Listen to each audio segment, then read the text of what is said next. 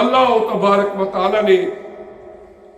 سورہ النازعات کی آیت نمبر 40 اور 41 میں فرمایا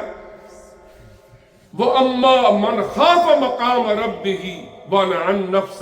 عَنِ الْهَوَىٰ فَإِنَّ الْجَنَّةَ هِيَ الْمَأْوَىٰ۔ اللہ پاک نے فرمایا سورہ النازعات میں کہ جو شخص اپنے رب کی بارگاہ میں کھڑا ہونے سے ڈر گیا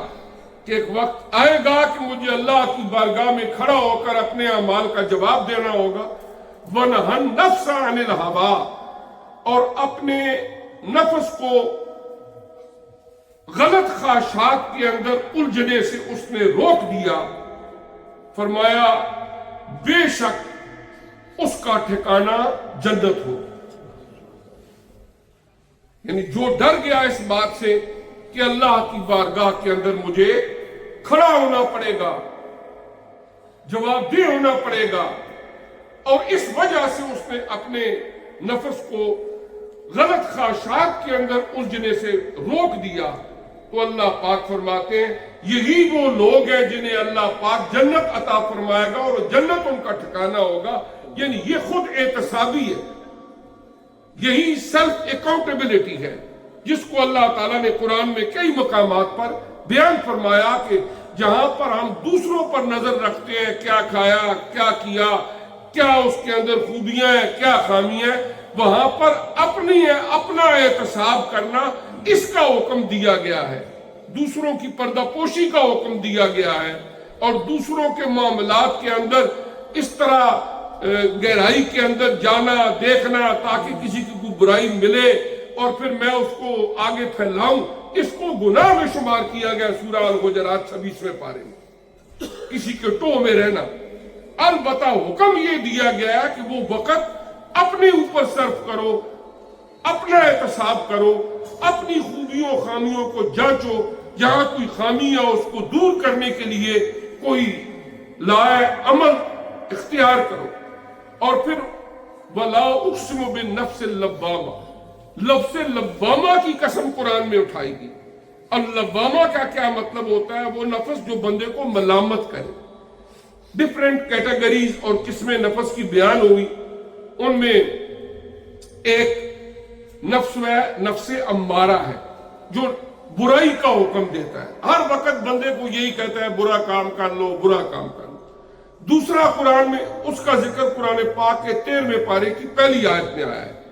اور یہ جو ارشاد فرمایا گیا وَلَا أُقْسِمُ بِالنَّفْسِ اللَّوَّامَةِ، یہ دوسری قسم ہے کہ بندے سے غلطی گناہ کا ارتکاب ہو جائے تو وہ اس کو ملامت کرتا ہے نفس کہ ایسا نہیں کرنا چاہیے۔ اور پھر تیسرا یہ ہے نفس مطمئنہ، کہ ایسا نفس کہ جو اللہ پاک ایسا بندے کو محفوظ فرما لے گناہوں سے کہ وہ اطمینان کے ساتھ صراط مستقیم پر چلتا رہے، اس لیے کہ شیطان نے بھی یہ کہا تھا لَأُغْوِيَنَّهُمْ أَجْمَعِينَ إِلَّا عِبَادَكَ مِنْهُمُ الْمُخْلَصِينَ، گمراہ تو میں سب کو ہی کروں گا لیکن اے اللہ جو تیرے چنے ہوئے بندے ہوں گے ان پر میرا داؤ پیچ نہیں چلے گا۔ تو اس طرح اللہ تبارک و تعالیٰ نے قرآن پاک کے اندر ہمیں خود احتسابی کرنے کا، اپنے بارے میں غور و فکر کرنے کا، اور اپنی نیکیوں بدیوں کو، اچھائیوں برائیوں کو، نیک اعمال برے اعمال کو جانچنے کا حکم دیا کہ جہاں جہاں خامی ہو اس کو دور کرو، اور جہاں جہاں پر اصلاح کی ضرورت ہو اپنی خود اصلاح کرو، اس لیے کہ دوسرے لوگ نہیں پہچان سکتے کسی کو، وہ دیکھتے ہیں ظاہری شیپ جو ہوگی اسی سے ہم میکسیمم جج کر سکتے ہیں کہ یہ بندہ کیسا ہے، اندر کسی بندے کا کیا ہے یہ ہر بندہ اپنا احتساب خود ہی کر سکتا ہے۔ اس لیے حضرت عمر فاروق رضی اللہ تعالیٰ کو مشہور ارشاد گرامی کہ حاسبوا انفسکم قبل ان تحاسبوا، کہ اپنا خود ہی احتساب کر لو اس سے پہلے کہ تمہارا احتساب کیا جائے۔ اور ایک حدیث قدسی ہے کہ جس نے اپنے نفس کو پہچان لیا اس نے خدا کو بھی پہچان لیا۔ من عارف نفسہ فقد عارف ربہ، کہ جس نے اپنے آپ کو پہچان لیا حقیقی معنوں میں ہو ایم آئی، میں آیا کہاں سے جانا کہاں ہے، اس نے اپنے رب کی بھی پہچان کر لی۔